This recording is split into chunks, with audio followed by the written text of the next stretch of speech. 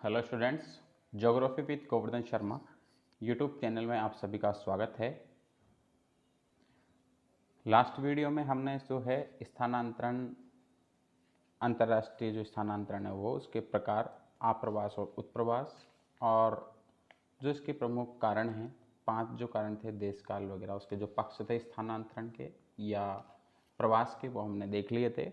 और इसके जो प्रकार हैं प्रमुख, अंतर्राष्ट्रीय स्थानांतरण और अंतर्देशीय स्थानांतरण। इसमें से अंतर्राष्ट्रीय स्थानांतरण हमारा हो गया था और आज की क्लास में हमें जो है अंतर्देशीय स्थानांतरण पढ़ना है।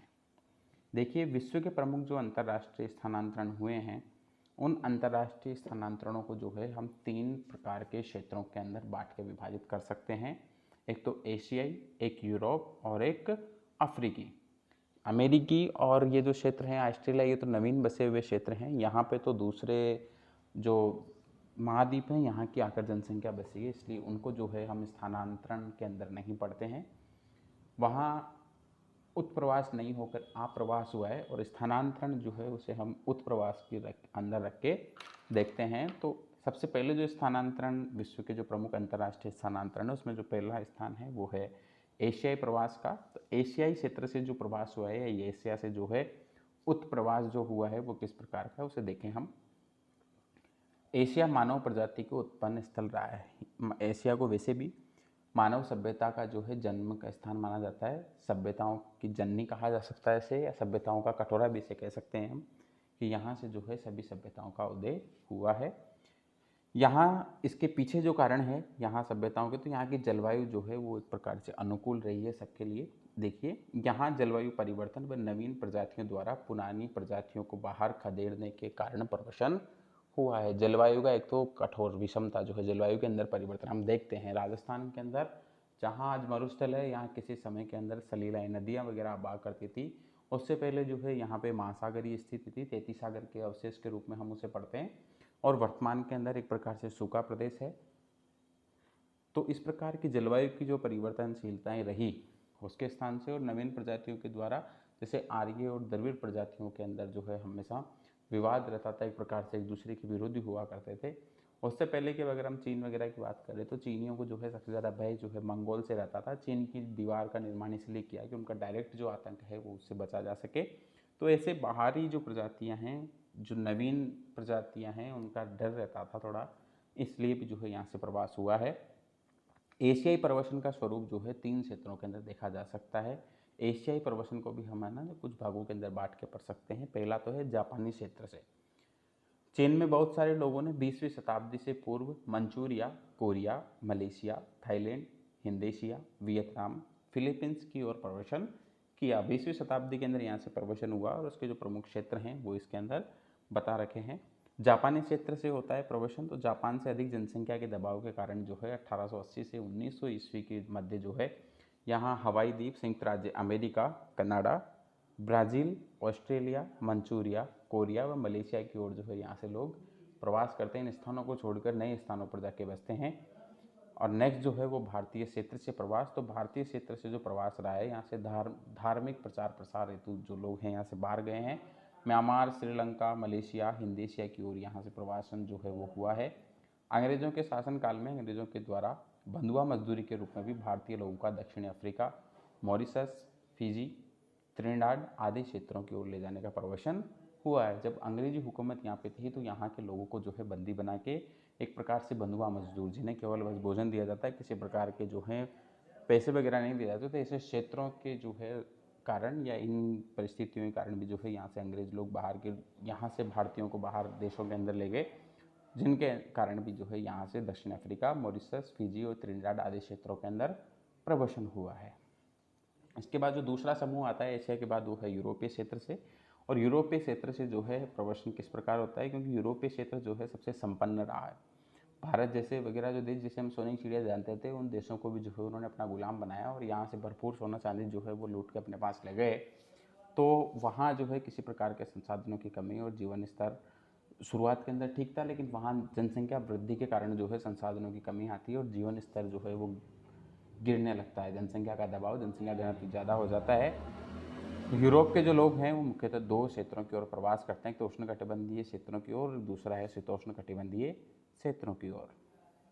अब उष्णकटिबंधीय क्षेत्र है, इसके अंदर हम देखें तो यूरोपियन लोगों ने उष्णकटिबंधीय क्षेत्रों के रूप में उत्तरी अमेरिका और दक्षिणी अमेरिका के समुद्र तटीय उष्णकटिबंधीय क्षेत्रों की ओर प्रवास किया। हमने जाना 16वीं-17वीं शताब्दी के अंदर जब कोलंबस के द्वारा अमेरिका की खोज की गई तो ये सबसे नवीन बसा हुआ जनसंख्या समूह है। यहाँ से पर जो है एक तो यूरेशिया से यूरोप की जनसंख्या यूरोपीय राष्ट्रों की और दक्षिण अफ्रीका की जो है जनसंख्या यहाँ पर जाती है। तो उसके बाद इसका जो है निर्माण होता है जनसंख्या समूह का। तो उसको हम देखें तो साथ ही इन्होंने एशिया के उन क्षेत्रों की ओर भी प्रवास किया जहाँ उष्णकटिबंधीय जलवायु के कारण कपास, गन्ना, गर्म मसाले, तंबाकू, कहवा, चाय आदि का उत्पादन होने की संभावना थी। तो उन क्षेत्रों की ओर जो है इन यूरोपीय लोगों ने प्रवास किया। दूसरा जो देखें वो है शीतोष्ण कटिबंधीय क्षेत्र। तो इन क्षेत्रों के अंदर मिलने वाली जलवायु की अनुकूलता यूरोपियन प्रवास का कारण बनी। यहाँ जो जलवायु है वो अनुकूल है, आसानी से जो है यहाँ पे व्यक्ति रह सकता है, ज़्यादा ना ज़्यादा गर्म है ना ज़्यादा ठंडी है। तो ये जो इस जलवायु के अनुकूलता के कारण जो है यहाँ जनसंख्या प्रवास ज़्यादा हुआ है। ऐसे क्षेत्रों में संयुक्त राज्य अमेरिका, कनाडा, दक्षिण अफ्रीका, न्यूजीलैंड आदि क्षेत्र शामिल हैं। यूरोपीय लोग जाकर जो है यहाँ पे बस गए, वहाँ उन्होंने अपना निवास स्थान बना लिया। तीसरा जो क्षेत्र आता है हमारे वो है अफ्रीकी प्रवास। और अफ्रीकन क्षेत्रों में प्रवास की जो प्रक्रिया मुख्यतः दक्षिण अमेरिका में उत्तरी पूर्वी तटीय क्षेत्रों व उत्तरी अमेरिका के पूर्वी समुद्री तटीय क्षेत्रों की ओर संपन्न हुआ है। वैश्विक प्रवासन की इस प्रक्रिया को जो है हम चित्र के माध्यम से देख सकते हैं। इस प्रकार जो है हम देख सकते हैं कि कहाँ कहाँ से यूरोप के लोग जो हैं वो किस प्रकार से आरेख बने हुए हैं, किन किन क्षेत्रों के अंदर जो है ये लोग जाके प्रवासन हुआ। यूरोपिया से लोग जो है ऑस्ट्रेलिया और न्यूजीलैंड की ओर भी आते हैं। साथ ही भारत से कुछ लोग जो हैं प्रवासन करते हैं। मध्य अफ्रीका, जिसे हम दक्षिण अफ्रीका के नाम से जानते हैं, उससे, और यूरोप के लोग जो हैं उत्तरी अमेरिका और दक्षिण अमेरिका के अंदर, और जापान से जो लोग हैं वो भी अमेरिका और दक्षिणी अमेरिका के जो है पूर्वी भाग की ओर आकर प्रवासन करते हैं। हम जो है इसे रेखा चित्र के माध्यम से समझ सकते हैं। आप इसका स्क्रीनशॉट ले सकते हो, वैसे आपकी बुक में दिया हुआ है। आगे हम देखें अंतर्देशीय स्थानांतरण। अभी हमने अंतर्राष्ट्रीय स्थानांतरण पढ़ा, उसको हम जो 3 भागों के अंदर बांटते हैं। पहला एशियाई, एशिया को भी हम 3 भागों में बांट के पढ़ते हैं, चीन, जापान और भारतीय। दूसरा जो है हम यूरोपीय पढ़ते हैं, यूरोपीय जो है उसको हम 2 भागों में बांट के उष्णकटिबंधीय और शीतोष्ण कटिबंधीय। और उसके बाद जो है अफ्रीकी स्थानांतरण हमने पढ़ा। अब अंतर्देशीय स्थानांतरण है, एक ही देश के विभिन्न राज्यों या प्रदेशों के मध्य लोगों के एक स्थान से दूसरे स्थान की ओर होने वाले प्रवासन को जो है हम आंतरिक प्रवासन कहते हैं। एक देश की सीमाओं के अंदर ही होने वाला जो प्रवासन है वो। अब अंतर्राज्यीय जो प्रवासन है इसको भी हम कुछ भागों में बांट के कर सकते हैं। तो अंतर्राज्यीय जो प्रवासन है वो एक ही देश के विभिन्न भागों के मध्य इस प्रकार का प्रवासन होता है। भारत में स्वतंत्रता प्राप्ति के बाद एक राज्य से दूसरे राज्य के मध्य स्थानांतरण हुआ है। जनसंख्या जो जैसे भारतीय राजस्थान के जो लोग हैं, राजस्थान के जो सेठ हैं, मारवाड़ी सेठ, वो भारत के अनेक देशों के अंदर भारत के अनेक प्रांतों के अंदर जाके जो है अपना व्यापार स्थापित कर रहे हैं। वैसे ही दिल्ली जो एनसीआर वाला क्षेत्र है, यहाँ के जितने लोग हरियाणा, पंजाब, राजस्थान, यूपी आदि के जो लोग हैं वो दिल्ली के अंदर जाके बस गए हैं। मेरठ वगैरह वाले क्षेत्रों में, इधर जो है गुड़गांव वगैरह वाले में, तो यहाँ व्यापार के लिए तो एक प्रकार से अंतर्देशीय एक राज्य से दूसरे राज्य के अंदर जाना आना हो गया है। उसको हम आगे देखें तो भारत में स्वतंत्रता प्राप्ति के बाद एक राज्य से दूसरे राज्य के मध्य स्थानांतरण हुआ ही है। उत्तर प्रदेश और हरियाणा के कई लोग जो है दिल्ली आकर बस गए तथा राजस्थान के बहुत से लोग महाराष्ट्र, गुजरात आदि राज्यों में जाके बस गए हैं। आगे हम देखें संयुक्त राज्य अमेरिका में प्रारंभ से लोग केवल पूर्वी प्रांतों में रहते थे, लेकिन धीरे धीरे यातायात की सुविधा और जनसंख्या के दबाव के बढ़ने से यहाँ के लोग जो हैं पश्चिमी प्रांतों की ओर भी प्रवासन करने लगे हैं। पहले पूर्वी प्रांतों में रहते थे, जो महान झील वाला क्षेत्र है जो है, अंटार्कटिक, अंध महासागर के जो तटीय भाग हैं इधर रहते थे, और धीरे धीरे जो है अब एंडीज और रॉकीज पर्वतमाला की तरफ जो है इनका विस्तार होने लगा है।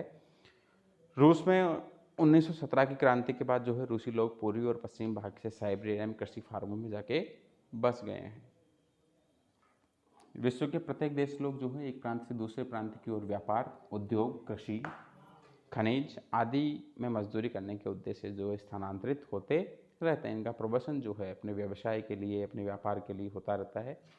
नेक्स्ट जो है वो है स्थानीय प्रवास। स्थानीय प्रवासन में लोगों का जो है स्थानांतरण देश के एक ही प्रांतों में विभिन्न जनपदों का मतलब यहाँ विभिन्न जिलों से है, जैसे राजस्थान है, राजस्थान के अंदर कई सारे लोग अप डाउन, जो जयपुर के आसपास के लोग हैं वो उस जयपुर ज़िले के आसपास के जो ज़िले हैं, अलवर हो गया, नागौर हो गया, अजमेर हो गया, टोंक हो गया, दौसा हो गया, करौली वगैरह, सवाई माधोपुर, इनके जो लोग हैं वो जयपुर जैसे बड़े जो अगर क्षेत्र है तो वहाँ जाके अपना व्यवसाय व्यापार के लिए जाते हैं। भीलवाड़ा जैसे हमारे टेक्सटाइल सिटी है तो आसपास के लोग केकड़ी तक के, जयपुर अजमेर तक के जो लोग अप डाउन आसानी से कर सकते हैं, सुबह जाना अपने काम पे, शाम को वापस आना, तो वो जो है इस प्रकार के स्थानीय प्रवसन की श्रेणी में आते हैं।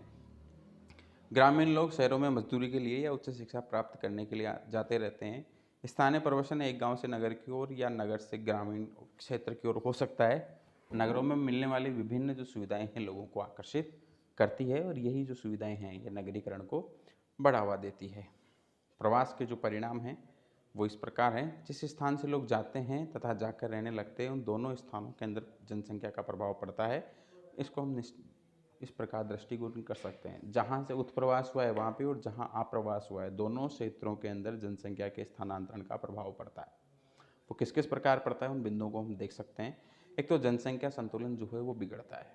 जनसंख्या संतुलन किस प्रकार बिगड़ता है? जिस स्थान से लोग जाते हैं वहाँ की जनसंख्या कम और जहाँ जाकर बसते हैं वहाँ की जनसंख्या अधिक हो जाती है। अब जनसंख्या संतुलन बिगड़ेगा, उससे जनसंख्या घनत्व भी जो है वो भी प्रभावित होता है। प्रवास के कारण जो है संस्कृति का प्रसार होता है। लोग जो हैं अपने साथ अपनी तकनीकी, धर्म, परंपराएं, रीति रिवाज, भाषा आदि लेकर चले जाते हैं। जैसे मान लीजिए कोई क्षेत्र है,